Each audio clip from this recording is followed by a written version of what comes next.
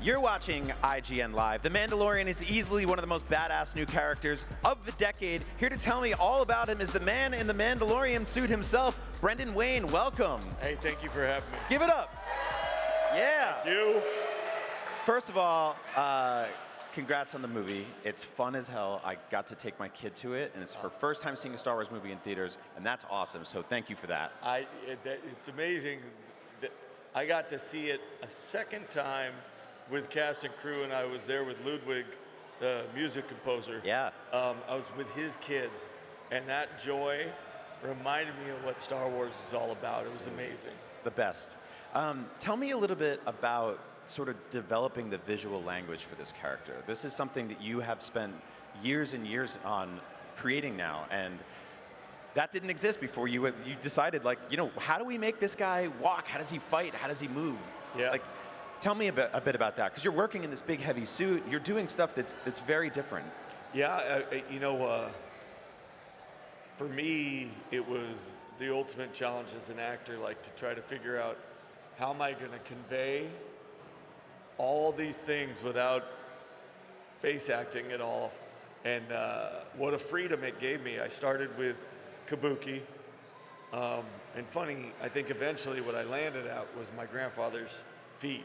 Right. So I'm not 6'5", 250 like him. So I always thought I had to go somewhere else with it.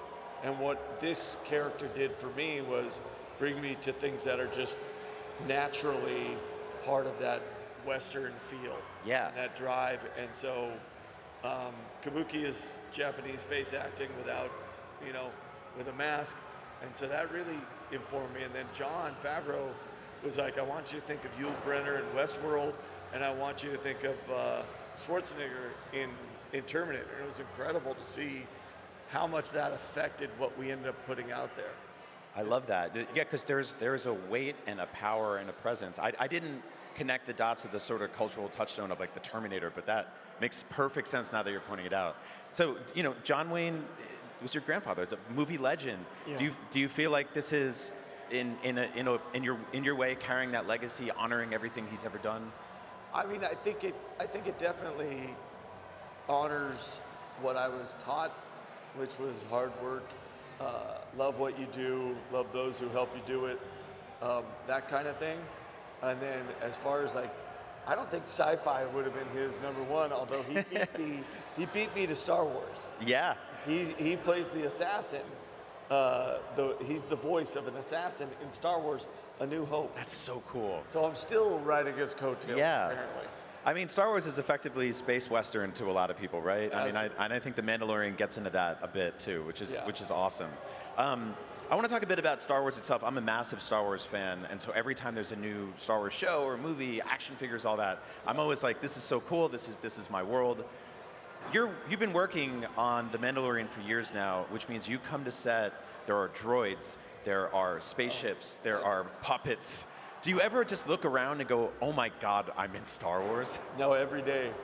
On their first day shooting as Mandalorian, it was when IGN 11 and I hook up and go down and start taking everybody in the NICTA camp before we find the kid. Yeah. And spoiler alert, I shoot IG 11. But that was to walk on a set that is every imagination of any kid who's ever, played a game when they were young. Yeah. I'm walking into an adult-sized set, and then I walk into my ship. Not anybody else. No one's been in this ship. I get to show everybody how it starts. Oh, man. You know what I mean? I have my own blaster created by John and Josh Roth in props. I'm telling them, hey, you gotta make this the pulse rifle smaller. It's nuts, but it never gets old. No, and they love bringing in new stuff. Like you have these moments where you're just they're like, hey, we got this vibro blade.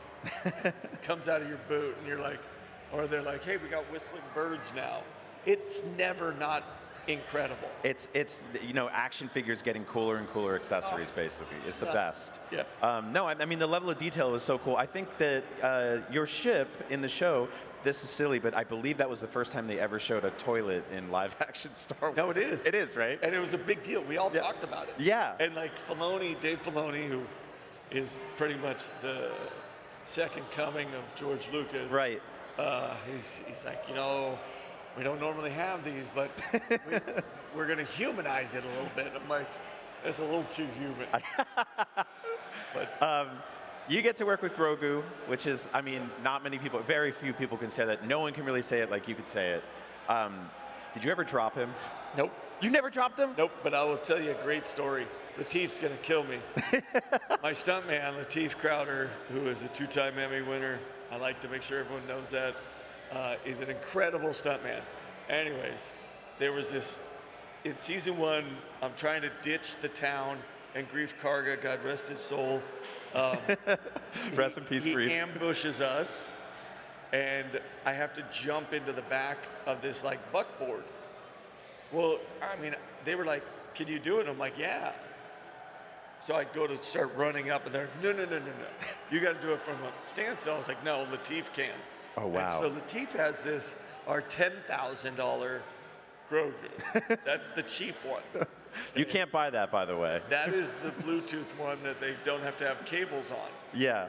Which they wish they had in this moment, because he does it, and he does a little flat jump, 5 feet, and pretty much high jumps in with the kid into this thing.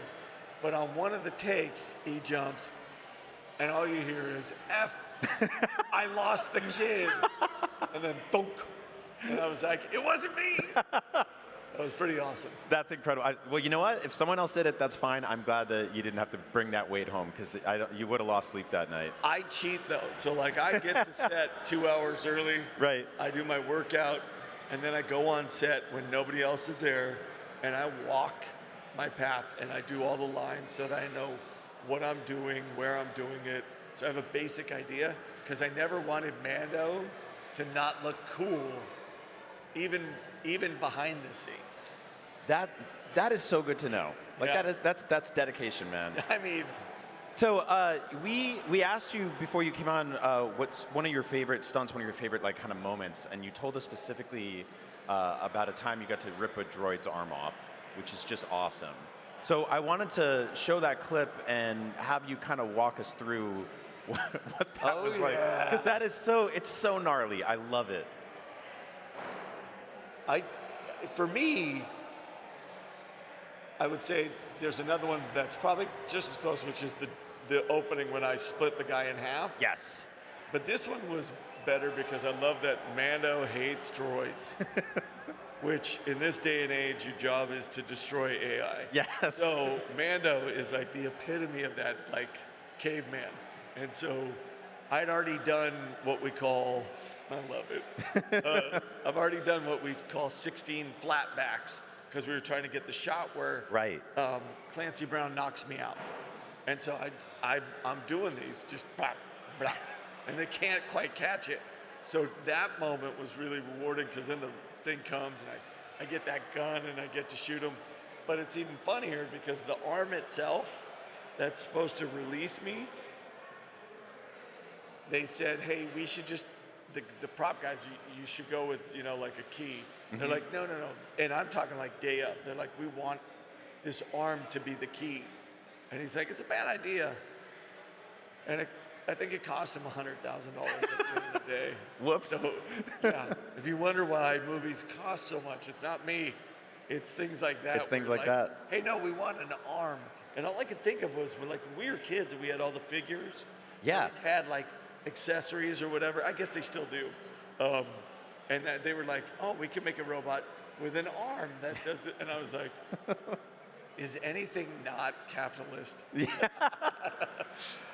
We're going to do something fun now. The Mandalorian very clearly has a very specific kind of swagger to him.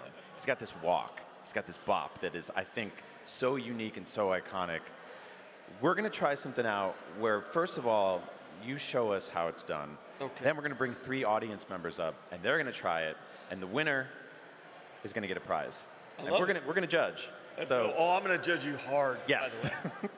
I'm not going to judge you very hard. I'm not anywhere near that category like you are. Here's what I had to deal with when I was coming up with the walk, which is really just it's a consequence of action, because I never tried to walk like my grandfather, anything like that. And then when I was doing this, they were like, "You move too fast." Oh. And I was like, "Well, he's Mando. Like he's not dumb. He doesn't stay anywhere." And they're like, "Shh." I was like, "Okay." And they're like, "Let me show you what it looks like when you move too fast." And they're like, "Okay." So I'm like, and they're like, "Okay, now put the helmet on and do it." And so I go, and then John goes, "Hey, so does that look good?" I'm like, "Nah." He goes, "Do you look like Woody from Toy Story?" And I was like, "Okay, my bad, I got you." But so he slowed me down. And then the little ticks you have as Mando, like I don't move my hand very much. Right. I always keep my gun in here. I never pick the kid up with this as because this is my fighting hand. Yeah. I always put the kid in my arms. So if you ever see the kid or anything not in my right hand, it's because they had somebody else do it that day. I have a 300-page do's and don'ts as Mando that I've written since we started in August of 2018. Wow. So yeah, and the walk it's about strength. And that's literally, I had to work out at such a crazy pace because everything he did had meaning. His movements were like samurai. We wanted him to literally every movement be a kill movement, like a samurai. Yeah. And so that's kind of how we went with it. And so his walk became deliberate without wasted motion. All right, well, let's see if our 3 selected audience members can nail it. And you're going to be the one to let them know because you're the expert here. I'm just mean. No, do you want me to give them an example when they get up here? Yeah, let's see an example first. Hi, welcome.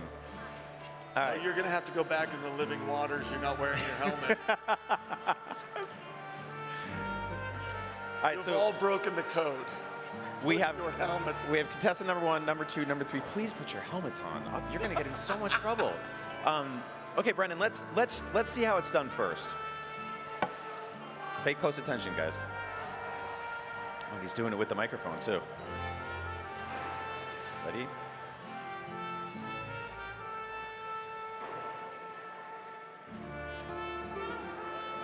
The direct eye contact was amazing.